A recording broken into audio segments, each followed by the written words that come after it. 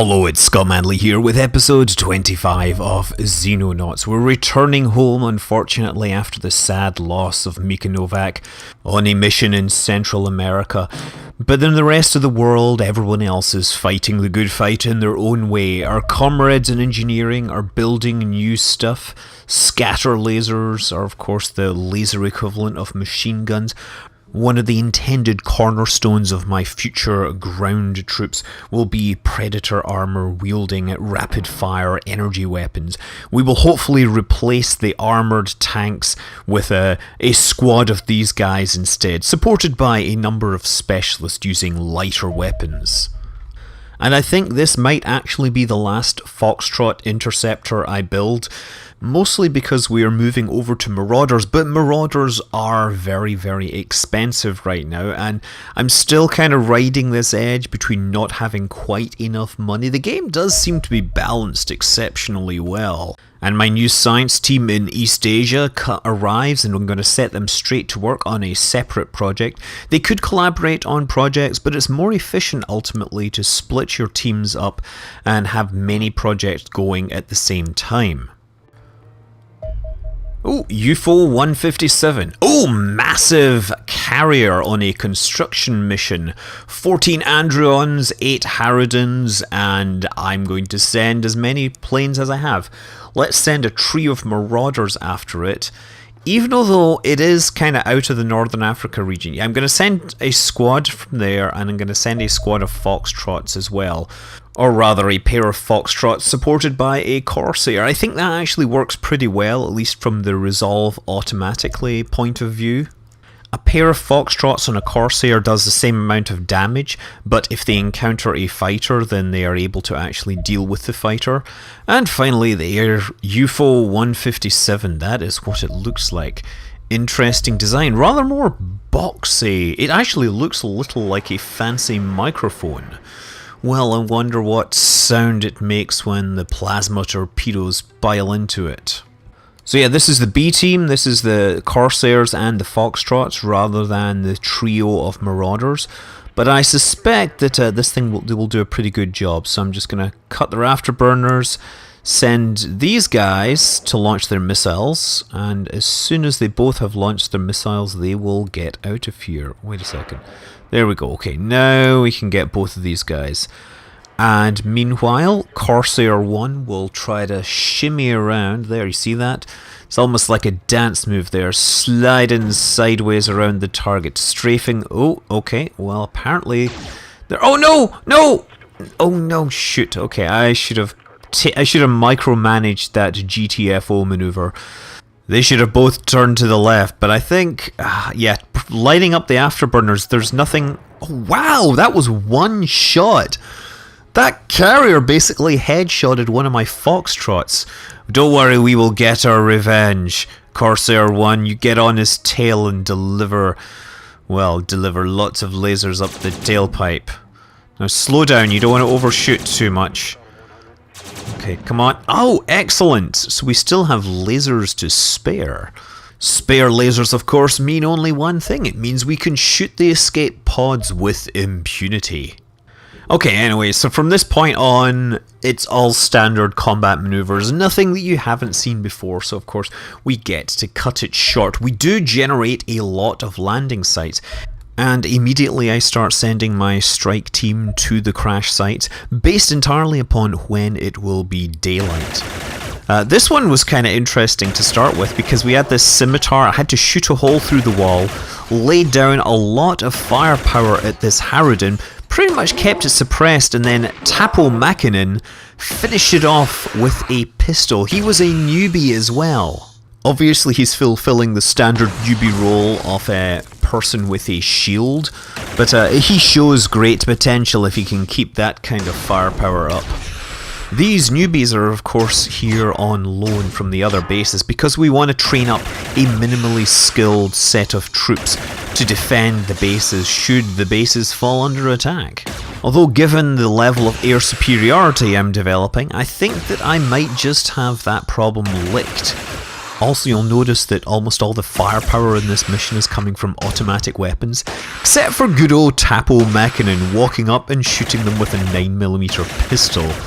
Although Luna Kier does get to finish off the subject.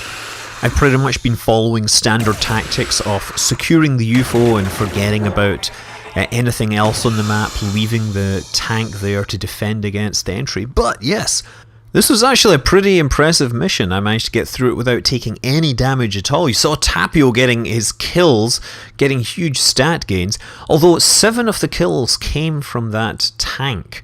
Also managed to bring in 165,000 monies. Anyway, most importantly, we are waiting for dawn over this carrier crash site. What secrets will it contain? I had no idea. Marauders are of course brutally efficient, especially being able to deal with the landing craft and deal with this fighter escort with almost no problem at all. That landing ship might actually be a good place to send the newbies, but ultimately we get close enough to dawn that it's time to send up the Shrike. By the time it gets there, dawn will be breaking and there will be a fresh UFO crash site for me to exploit. Anyway, yeah, I've mentioned the TV series UFO in the past. That's in that TV series they actually refer to the UFOs as UFOs. It is essentially the root of these games. It was a live-action TV series made by Jerry Anderson in the early 70s, and yeah, you have a secret team with a bunch of agents that are dealing with aliens attacking the Earth. It only ran for one season, and in fact, when they decided to bring it back, it then turned into Space 1999. But it had really interesting looks. Like all the women on the moon base had these purple wigs for some reason. I'm waiting for somebody to do a mod of Xenonauts with all the women having purple wigs or something. Anyway, we set down in the carrier crash site. It is visible towering over the local landscape from afar. But immediately we get assaulted by hostile aliens. The Harridans there delivering some serious firepower from that direction. We've got him suppressed. But I think that may not be the only one. There's another one there. Oh man, this tank is already taking a beating. Thankfully, Luna is a great shot with that scatter laser there. There is actually an interesting game mechanic which has presented itself. You see, up until this point, having really good strength is the most important thing for heavy weapons users, but as soon as you get Predator armor, the strength of the character is automatically 100. So the best people to wear Predator armor are in fact your team that you've been running as snipers, because they have really good accuracy. Unfortunately, I think I've only got one sniper actually left on my team right now. I'll have to find out. I'd probably send them off to the Caribbean or something. But my team of machine gun wielding heavy weapons girls is doing a great job. I think I'm going to call them the Spice Girls. I just need to come up with suitable nicknames for all of them. So we'll have Cat Spice and we'll have Luna Spice. Luna Spice is of course the real threat because she's the one in the Predator armor. And of course the other big thing the Predator helps with is that you now have enough time units to be able to reload and fire in the same round, which will of course help a great deal dealing with, hostiles that present themselves when you're running out of ammo. One more Harridan down on the roof. Yes, roofs do not offer very much in the way of cover. In fact, they tend to present you as a target. Cat Spice brings out the laser and takes down another Andron. Brilliant. Unfortunately, I can't really think of a snappy name for Renata. So if anybody has any ideas of what nickname I should give her, then please make suggestions, because I think she's the most experienced character and I really like to keep these ones alive. Though I must say Willie Morgan is certainly forging a destiny for himself. He has proved himself to be blisteringly effective at the whole run up and shoot them at point blank range maneuver. In fact, I think from this point on I shall refer to that as giving them the willy. Zach Thompson is out on the right flank and he's taking some fire from an unseen target. Fortunately for him, he is well armoured. He is part of that, well, not very elite group of the newbies with shields. I think that team needs a special logo as well. Well, Willie decided not to run up too close and he's hiding out of shot. But of course, yes, Scimitar comes along and tears that Andron apart. Zack moving into cover. Since he's suppressed, we don't want to leave him out in the open. Ah, more hostiles, would you believe? I wonder how many hostiles are on this carrier. Actually, we did get a count on it, right? It was about something like 30 between the two species. I'm wondering how much bigger the hostile ships will actually get. Given that they were describing the carrier as massive, I wonder how many more words they have that will describe incredibly large objects. I suspect that there won't actually be anything in the game bigger than Dr. Snidely's ego. And Dr. Snidely actually does not appear in this episode at all, just because of the timing and the vast amount of ground, action. He just didn't get his act together to get some science on during this episode, so we will be relieved, or we will be free of his dulcet tones, at least until the next episode. Luna Spice spraying down that Andron with some real girl power, which didn't actually kill it, but was good enough. And Willie attempts his signature move, taking some fire from the Harridan in the meantime, but ultimately taking down the Andron with a killing blow. Also in the newbies with shield team is Petra Winkler. I'm just moving her up to provide distraction so the Harridan doesn't immediately unleash all the rest of his firepower against Willie, because I like Willie. I mean, I like Willie the character, obviously. I mean, obviously he does provide lots of opportunities for double entendres and euphemisms, but yes, he's been quite effective. Fortunately, my distraction plan worked, and the Harridan went after the Scimitar instead, leaving Willie unmolested. We really need to take this Harridan down, so Looney Spice shoots up the hedge, Cat Spice follows up, Petra shoots with a laser, and Willie Morgan gives it the willy, but still the Harridan stands. This is getting dangerous. Uh-oh, Zack Thompson shoots it in the back, but still there is no death here. While that Harridan is suppressed, it will still get an action on the next turn. If we just gotta get somebody in there to finish it off. Carol? Nope, Carol doesn't do it. Henry? Yes! There, finally. That was teamwork at its finest. It was only poor old Tapio who didn't get a shot at that target. He's deciding to head up the left flank just to make sure there's no hostiles. Oh, and speak of the devil. Well, speak of the Andron. I don't know, do you have devils? Because you're probably about to meet him. And moving swiftly on, now we have defeated all visible targets. Oh, yes, I spoke too soon. I think there might be a Harridan on the roof of the carrier, and that will provide them a great vantage point to shoot at me. I just need to see if I can get a decent angle and perhaps deliver, the killing shot.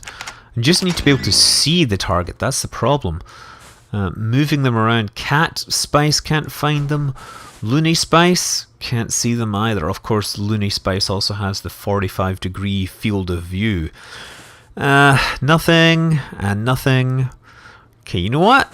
This is putting a lot of targets in a very exposed position. I think it's time to just head inside the UFO instead and take down whatever, take down the occupants. If that target on the roof wants to come to me, they can do it when they're not flying around over my heads. At some point I will develop the technology to get above them so that I can perhaps shoot at them, but until then I think discretion is the better part of valor. Yeah, unless I get a random look at the target. Yeah, oh man, they're shooting me from there as well. Okay, this thing is just going to take us apart if we let it. Zack, you can't see him? Yeah, okay, I don't know what I'm going to do. I mean, I know what I'm going to do. I'm going to storm the UFO instead. I have no idea what's behind this door, but we're going to make sure that we have enough firepower to make sure that it's a dead something as quickly as possible. This is a very, very big front door. I'm not sure if it's bigger than the front door on the cruisers. It is a completely different design. I'm really curious to see. Yeah. Oh, suppressed as well. For crying out loud. Yeah, this is just not going well. And there are no hostiles. Yay! That is, I was really hoping to open up the front door and just obliterate a bunch of stuff with supreme amounts of firepower. Unfortunately, they clearly saw me coming and decided to, well, not show up. I realise, incidentally, why the large doors break as soon as you drive a tank through them, and the reason is the doors are so thick that there's no animation that lets it close on a tank, so they destroy it. They break the door, apparently, so that the tank is never stuck between the doors. Anything there, and nothing there either. We've got some wobbly, spinny things, and I think Zach may finally be moving into a safe position. If that Harridan's going to come down, it might come through one of these side doors, but honestly, I don't know. And maybe there's a back door in this thing as well. I don't know what the design says. The whole thing just does look like a large microphone. I just need a stand at the bottom. Okay, let's see the aliens show their faces. Nope, they're not going to show their faces. And yeah, the first floor of this UFO, completely empty, completely devoid of life. Well, let's move everyone into position, guarding these televators so that there can be, so that if they turn up, they will have a nice, warm, photon-filled welcome. Move the tank down there. Bring Zach Thompson in towards the front door. He is, oh, there, hostile, hostile. Oh my, wow, we get a reaction fire, and they got a reaction fire, and it's still alive. Oh, Andron's alive. That's my terrible Brian Blessed impersonation.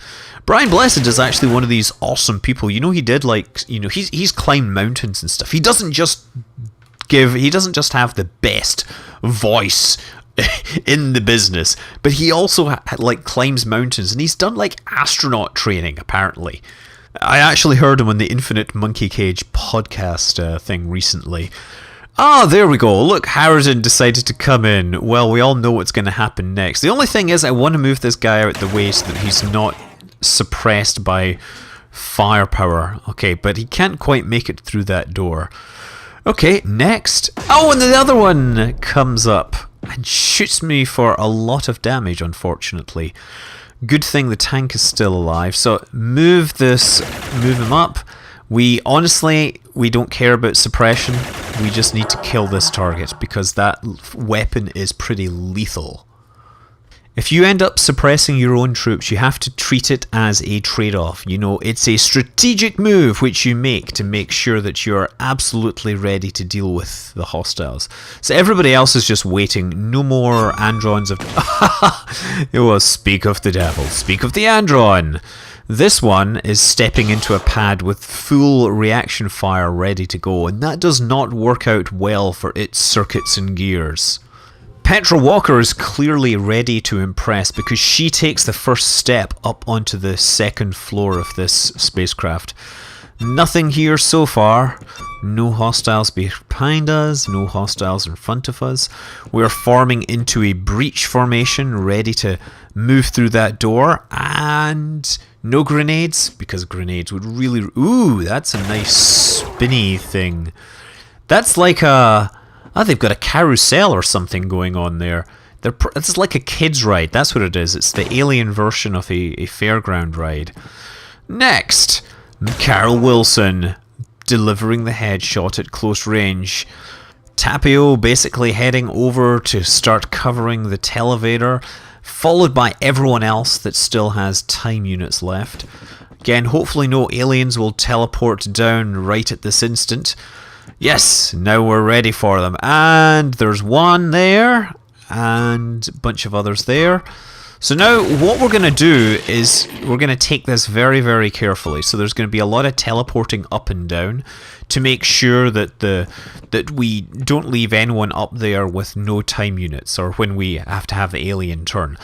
Since we can actually sit on these televators and shoot into the bridge, we just pretty much have to wait for the hostiles to show their face and then deliver some damage. Oh! Cat Spice taking a little bit of response fire there, but otherwise handling it like the pro that she is. I just imagine her like shouting out "Girl power" whenever she's like, you know, laying down that scatter laser, because that's a terrible cliche, but it's kind of comical to think about it nevertheless. Also, I imagine Willie Morgan running up and shouting out, "Here's Willie!" and shooting them, you know, doing his thing. Maybe they call him William the Conqueror or something. That would actually be semi-appropriate, since I've actually spent a lot of time playing Crusader Kings recently as well. Although there's not nearly as many characters in Crusader Kings that have their names corrupted to form euphemisms for various acts that don't generally appear in this channel. And yeah, at this point, I make something of a stupid mistake because I left Zach Thompson on the televator upstairs rather than downstairs. But what he does is he shoots the Andron a couple of times and it just turns around and decides, you know, I'm not going to deal with this newbie with a laser pistol. So at this point, yeah, we step back down, wait another turn, and now I think we're ready for the true final assault. Or maybe not, we'll find out. We just have to wait for the hostiles to put in an appearance somewhere where we can really show them the lasers, show them the light, as we would say. And they can be blinded by the light of our lasers. So Looney Spice takes a couple of steps in, sees the Harridan, and then decides it's time to deliver some proper firepower. There we go. All the lasers and one more target down. But unfortunately, she's left there without much in the way of action points or time units, and a gun which needs to be reloaded. Carol Wilson moving down. We're starting to head into the bridge to make sure that we take it. This isn't the best organised bridge penetration I've performed because some of my shield people can't quite get there in time. So Willie doing his business, getting up close and giving them the Willie. William the Conqueror taking down an Andron. But he is now on the bridge, and while he's in cover, he's going to need to make sure that we take down all those hostiles as quickly as possible. Looney Spice shooting from a distance and delivering some serious damage. Carol Wilson out of ammunition. Uh-oh. Willie runs up, delivers the killing blow. Oh, I said delivers the killing blow. What? Come on, you get 2 shotguns. No! And the whole squad looks on in disbelief as a limp Willie falls to the ground. Yeah, reaction fire can suck sometimes. But thankfully Petrol Winkler does the business. Now we're down to just the one hostile, and the question is just the best way to deliver the firepower to finish it off. Catelyn doesn't have the action points. Carol doesn't have the ammunition. Henry doesn't have a clear shot, and the alien, thankfully, is a lousy shot. So it's with once more a cry of girl power. The Andron meets its end, and the mission is successful, albeit with a serious loss. We could always count on Willie to stand tall and tough when things got exciting. You've been an inspiration to us all, something to aspire to. We will not forget your actions. I mean, if you think about his name, he really was destined to be amazing. With a name like Morgan, which really sounds like more guns, he was Willie More Guns. But with Willie down, the next person on the list with the comical name, I think, is Winkler, Petra Winkler. I see great things for her in the future. And yeah, the future is going to be filled with alien fusion reactors and alien hyperdrive research, which we will no doubt see in a future episode. Until then, I'm Scott Manley. Fly safe.